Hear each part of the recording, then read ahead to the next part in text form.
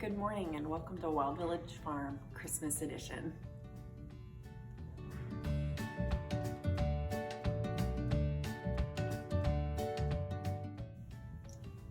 So today I'm going to talk with you a little bit about what weird farm girls want for Christmas.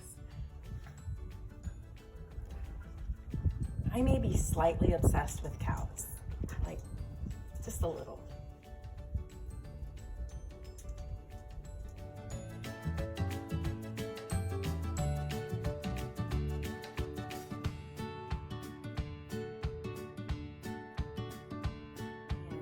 My husband and I, when we bought this little 16-acre farm, knew that we wanted cattle.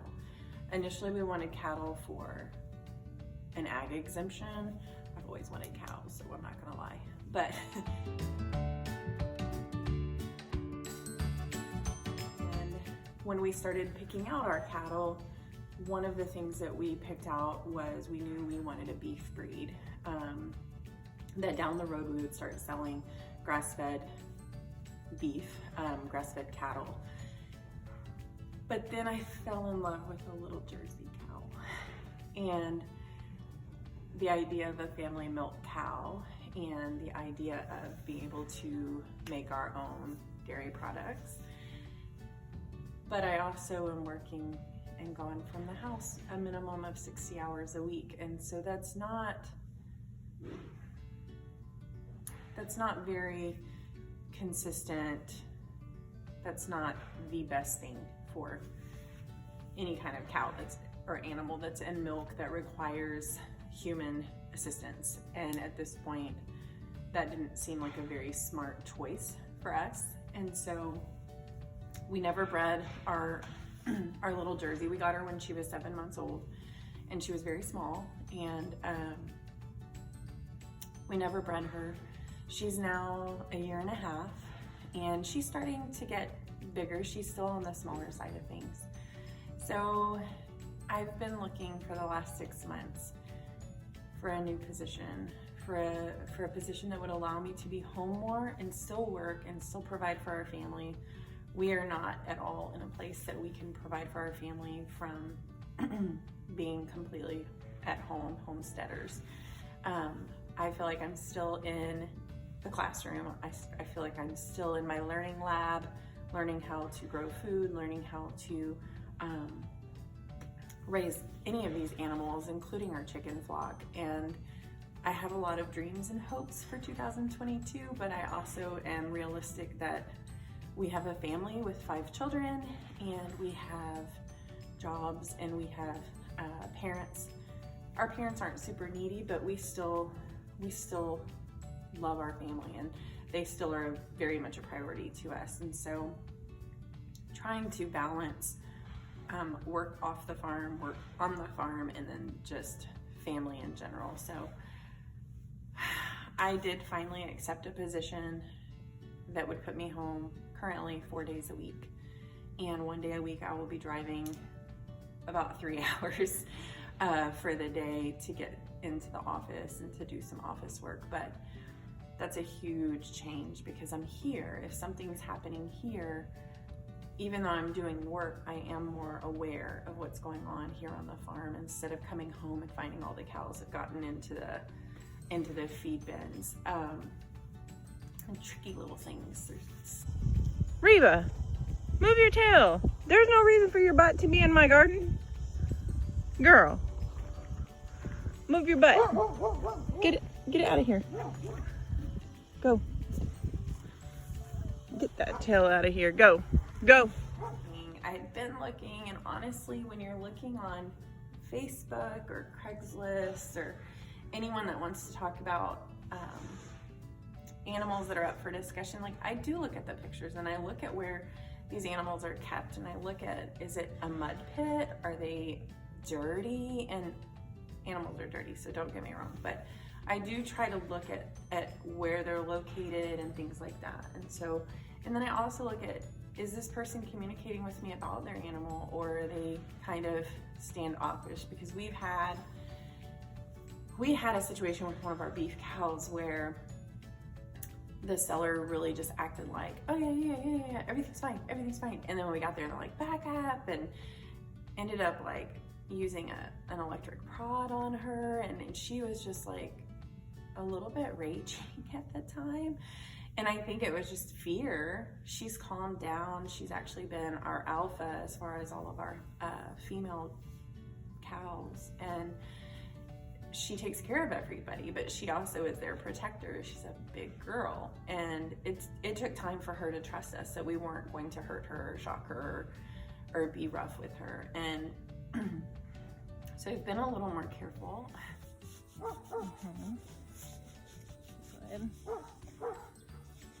That's so good. Your eyes. Yeah, I'm sorry. I know those bugs, they suck.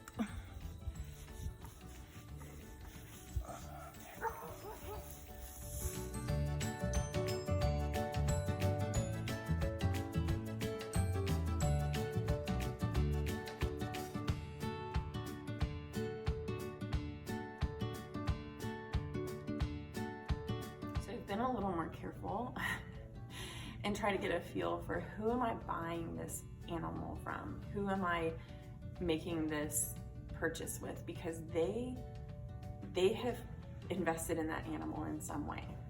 And so I found a video on Facebook on one of the groups that I'm in, and it was a Holstein. It was a big, beautiful Holstein that's probably a month away from delivering or calving. And then 2 little Jersey heifers that both had been bred. And they're beautiful. All 3 of them were just beautiful, and they were out in the green pasture with trees. And the person that had listed them could basically come up to them. They weren't super, and he was straight and very upfront and honest about it. Like, they're not, you can't touch them all over just yet, but I think if you spent an intense few days of just loving on them and feeding them and talking to them and touching them, that you would have them following you around.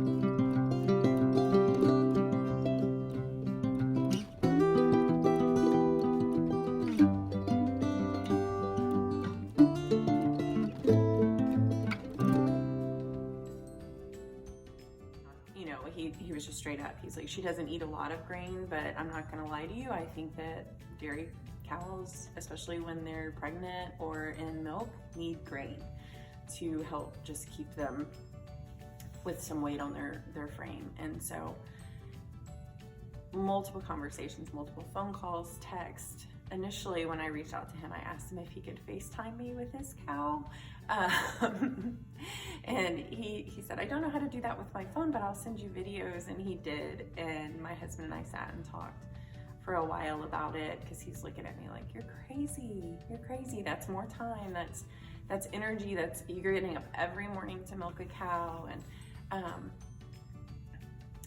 he knows that I've been researching. He knows that I've been asking questions. I've been talking to other farmers. I've been talking to people that have dairies, and just watching these videos. I made him make mozzarella cheese with me a week and a half ago. Like, I just feel like for our family, this is a good choice. This is something really important. We go through probably 10 gallons of milk a week, no lie. So I will make a grocery trip run, and then 2 days later, we have to go back to the store, or we're spending $6 a gallon at the gas station. And then 2 days later, we have to go back, because that's how much milk we're drinking or using. And that's not including the amount of cheese or the amount of butter or cream cheese or sour cream we use, and yogurt. We go through yogurt. So this to me is a really great choice. So I showed him, and he can tell you all he wants. This is not his. The farm stuff, the animals, that's not his thing. But I tell you what, this man. So we got a trailer. We made a deal. We headed 2.5, almost 3 hours away, and met up with the seller and met Miss Bell.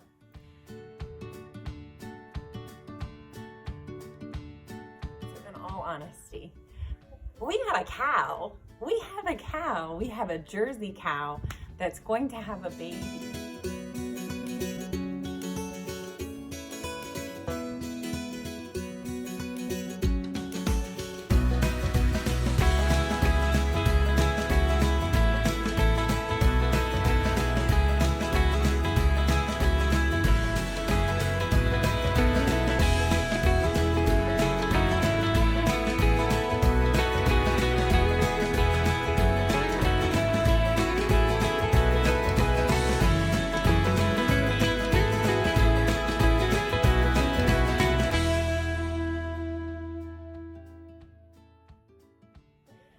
that's going to be calving in June or July. So the reason I talk like that is when we first started wanting cows, I emailed a lady asking her if I could reserve a boy and a girl cow.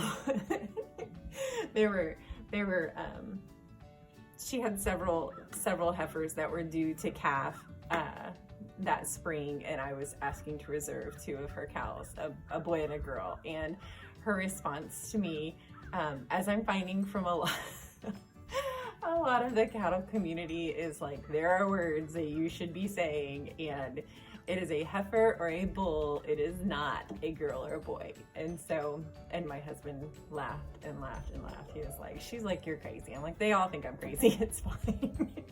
We ended up not going with that breed of cattle. We ended up going with beef cow initially. And this Christmas gift, it just brings me so much joy, because it's something that has been on my heart and on my mind for over 2 years, and something that the more that I think about it, the more excited I get. And for a while I was actually angry. I was angry because I'm like, it's never gonna happen, I'm never gonna get my dairy cow.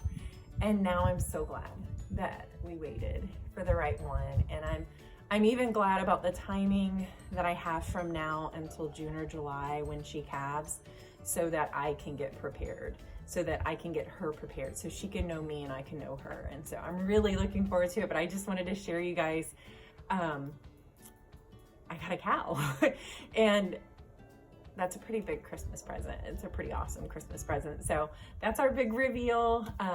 We are going to start shooting and putting more content on this channel. Please tune in, even if you just like seeing silly people on a farm do silly things. If you have ever met me, you know that I make lots of mistakes. I am the girl that will fall up the stairs. I choke on my own spit, and I feel like I bring a lot of laughter to people because I am created this way.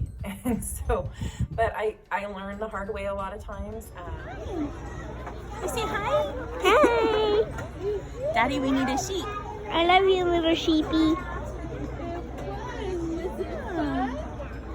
Now? Yeah. I really do love the homestead life, in that I think I will always be learning. I will always be trying to find a better way to do things, a way that not just is easier, but is healthier, a way that is putting back into our soil, putting back into our land, a way that we can more naturally help our animals and our plants to grow, our food to grow. Those are the kind of things, that's kind of the journey that I am on, that I've kind of pulled my family into. And so I'm looking forward to what is to come in 2022.